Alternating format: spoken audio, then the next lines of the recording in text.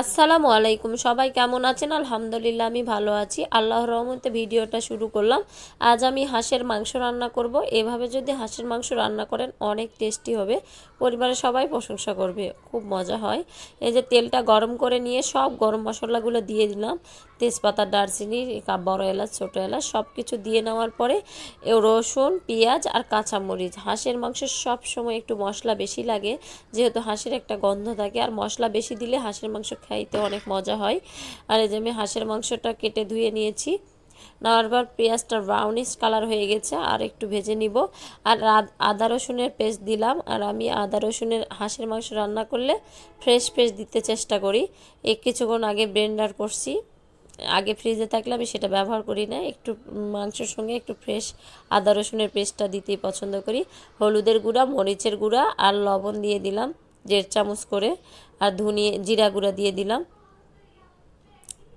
1 চামচের মতো হয়ে যাবে, 1 চামচের মতো হবে। এই সব মশলাগুলো দিয়ে সুন্দর করে মশলাটা কষিয়ে নিব। হাঁসের মাংসতে একটু বেশি মশলা ব্যবহার করি আমি। এই যে ব্লেন্ড করছিলাম সেই ব্লেন্ডারের জগটা ধুয়ে পানি দিয়ে দিলাম, দিয়ে মশলাটা বেশ কিছুক্ষণ ধরে কষিয়ে নিব। আপনি যতক্ষণ ধরে মশলাটা কষাবেন, মশলা কষানোর উপরে রান্নার টেস্টটা বেড়ে যাবে। পানি দিয়ে বেশ কিছুক্ষণ ধরে মশলাটা কষিয়ে নিব, প্রায় 10-12 মিনিট ধরে কয়েকবার এর মধ্যে নেড়ে চেড়ে দিয়েছি। এই মশলাটা কষে নিচ্ছি, যখন তেল ভেসে উঠবে তখন মশলাটা কষানো শেষ। এই যে তেলটা ভেসে উঠেছে উপরে। আমার হাজব্যান্ডের খুব হাঁসের মাংস পছন্দ, এই জন্য মাঝে মধ্যে হাঁস খাওয়া হয়, অনেক পছন্দ করে। হাঁসের মাংসটা দিয়ে দিলাম, এটা দেশি পাতি হাঁস। সেমভাবে সব হাঁসই রান্না করতে পারেন, রাজহাঁস, চীনা হাঁস, সব হাঁসই এভাবে রান্না করলে খুব মজা হয়। পানি দিব না, পানি ছাড়া আধা ঘন্টার মতো কষিয়ে নিব। এর মাঝে কয়েকবার আমি নেড়ে নেড়ে দিচ্ছি, যেন নিচে তলানিটা লেগে না যায়।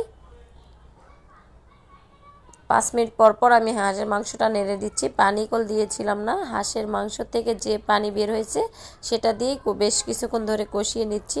এই যে হাঁসের মাংসটা মোটামুটি কষানো শেষ। এখন গরম পানি বসাইছি, গরম পানিটা দিয়ে দিব।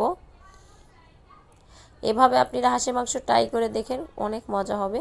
গরম পানিটা দিয়ে নিলাম, এই প্রথম পানি দিলাম, আর তখন তো মাংসের থেকে যে পানি বের হয়েছিল ওটা দিয়েই কষিয়ে নিয়েছিলাম। আমার ভিডিওটা যদি ভালো লাগে সবাই সাবস্ক্রাইব করে দিবেন। আমার গ্যাস সিলিন্ডারটা শেষ হয়ে গিয়েছে, এই জন্য ইলেকট্রিক চুলাতে আমি ট্রান্সফার করছি, চেঞ্জ করে নিয়েছি আর কি। এই যে চুলাতে হচ্ছে ইলেকট্রিকে।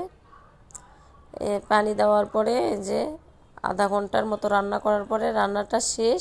আমি একটু ভাজা জিরা গুঁড়া দিয়ে দিলাম, গরম মশলা গুঁড়া দিয়ে দিলাম। এই হাঁসের মাংস রান্নাটা কমপ্লিট।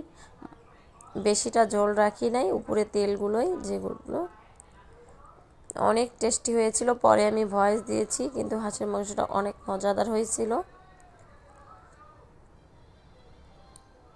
বাটিতে বেড়ে নিচ্ছি।